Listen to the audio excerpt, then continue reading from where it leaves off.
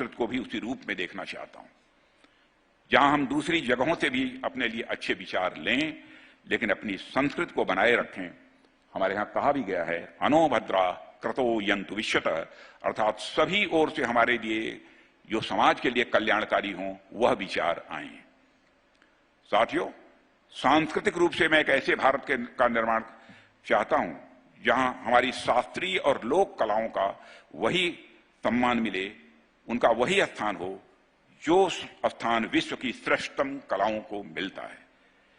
साथियों, यदि कोई माइकल जैक्सन के डांस स्टेप्स के बारे में जाने, यदि कोई भारत का रहने वाला नागरिक माइकल जैक्सन के डांस स्टेप्स के बारे में जाने, तो वह हमारे भारत नाट्यम और कथकली जैसे भारत शास्त्रीय नृत्यों को भी जानकारी रखे।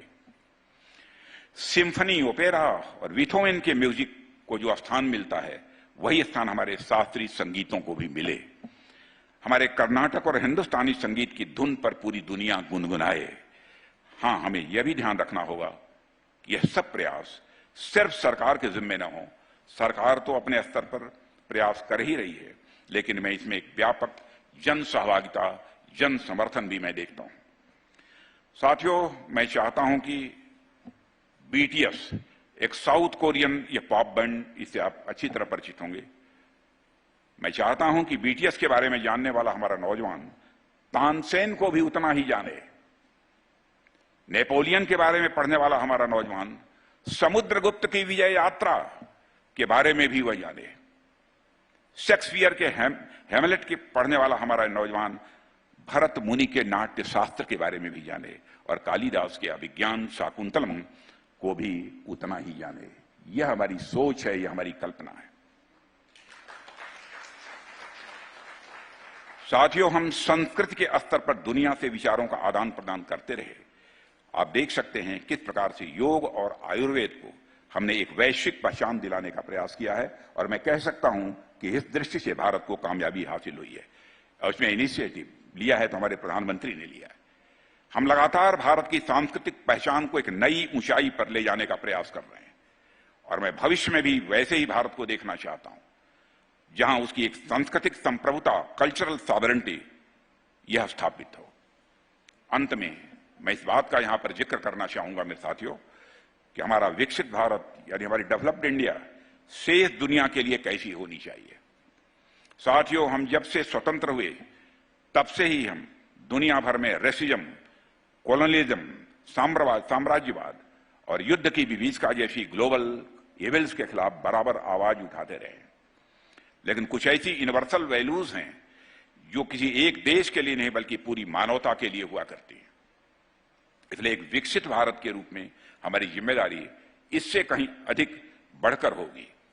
स्पाइडरमैन मूवी का एक डायलॉग आपने सुना होगा, with great power comes great responsibility.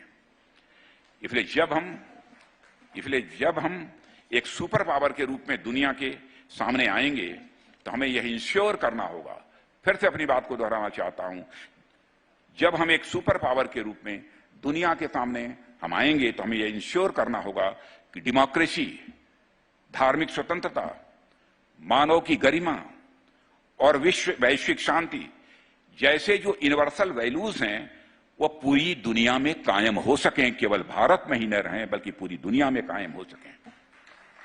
क्योंकि भारत तो एक ऐसा देश है जिसने कि वसुधैव कुटुंबकम का संदेश देने वाला है।